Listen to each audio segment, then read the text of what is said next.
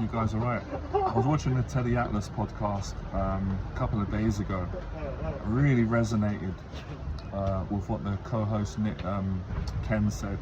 Really resonated. And I think that's just a human nature, you know, because he said something that I've been saying for a long time. And he did something that I've done. Basically, to get to the point, because I've got a lot to say on this, I might make this video short or long to see how I feel. I appreciate all you guys as well. The support is great. So he said he grew up really poor. And I grew up really poor, and he spoke about something about going for his mum, getting like, you know, food stamps, you know, when you're kind of poor and you're on welfare. And I went through that growing up. I remember a period of that. And he was saying that because he went through that, he wanted to prove to himself that he could overcome poverty, not just with, obviously with making money, but more breaking out of the mindset, more having the confidence to go out and live a great life and experience nice places. And it's coincidence because on the podcast, Ken was saying to Teddy that he stayed in Four Seasons Hotel. And I love hotels, for those of you that know or don't know. And I'm going to give you my reasons why I like them. And I've been in Four Seasons many times. I go there regularly with a friend of mine. I go to all the hotels in London, all the top hotels, because I love hotels. I always did as a kid. And him and Teddy Atlas were talking, and Teddy Atlas said, you know, and Ken was just saying that he was so grateful when he started making a lot of money, when he moved from the States to London, because he'd never had money like that, and he'd never been to places like that, because he grew up in a poor area. And he weren't showing off. That's what I like about it. He's being humble. He was just saying how grateful he was and how interesting it was to experience both sides of the spectrum. You know, being in an environment where you've never been exposed to nice places, nice hotels, more money, different people, etc. And Teddy Atlas said something powerful. He said, do you know what, Ken?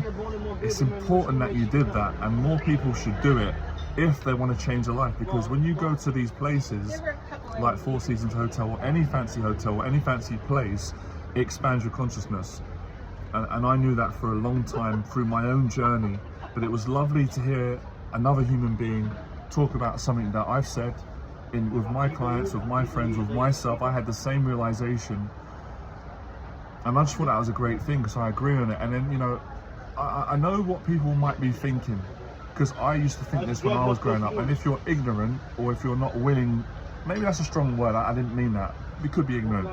People might say, oh, you know, why are you trying to be someone you're not? If you grew up poor, why are you going to fancy places? Like don't try and be something you're not. And I don't see it like that. For me, it was never about trying to be something that I'm not. It's about being who I think God's made me to be, which is no limits. It's about me proving to myself that I can be anywhere. I can be anywhere and treat everyone the same. I can be on my council estate, you know, eating my food that I like, takeaway, or anywhere around my estate, by the rail tracks or where we grew up. And I can still be me. Or I can be in fancy places like this place or anywhere and not change. And that's, for me, that's a sign of a good person. But at the same time, I'm not going to live in denial and fear, because I always knew growing up the same thing that Ken knew, that I can do more. There's limits that I am allowing other people to put on me. So that's why whenever I work with my clients, I always take them not to nice places, because I treat people how I want to be treated, and I like nice places. That doesn't mean I've always got to be in nice places, and it's not my identity. I don't make any of this my identity, and I totally agree with people that they've gone through the awakening, which I went through a long time ago, really strong one in 2015. So when you wake up, you generally say that everyone who woke up will say this at some point in their own language. It's all bullshit, all this stuff. It's all ego. Money, fancy places, and it's true, it is. When you get right down to truth, it doesn't really matter as much as we think it does, because we're all going to die, and we're not going to remember, oh, Jonathan went to Cafe Royal, he went to this nice place, he wore a nice coat. People are going to remember how I treated them, or the experiences they had. Or when we all die, none of us might have any memory. We don't know for sure. I believe in God, but none of us know for sure. Well, maybe some of us do, right? I can't make that statement, but most of us don't. But I still think that can be a cop-out, because we always got to look at where it's coming from. So if you know that this is not the most important thing in life, then you can enjoy it, because I like a nice coffee and I like nice places, and I don't have to get all dramatic about it, and it's right, it's wrong. You know, it's really about the place in your heart, how you feel in yourself. And when I was growing up, for the most part, I didn't feel good about myself because of my surroundings. I didn't have to take responsibility. So I really connect, and I agree 100% with what Ken and Teddy were talking about.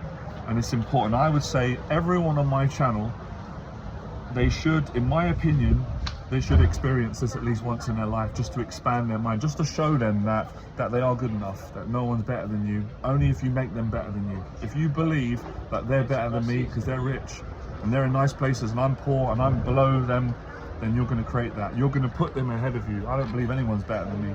I really don't, because with the work, what I've experienced, how I've changed, and the change that I've helped play in all my clients' lives. And it was interesting because when I worked with Jeff Thompson, which was an amazing experience. I think I worked with Jeff for about 3 years, maybe a bit longer.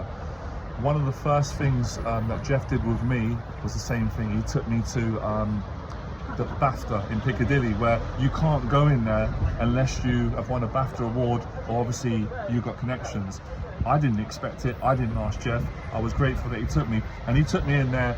He took me in there as part of the teaching to expand my mind, to show me that I've got more potential. Because when I came to Jeff, I mean this respectfully, I was already a very successful man. I built a successful business, I had money, I had a girlfriend, I had a nice place, I was very happy. But then what happened to me was I wasn't fully awake.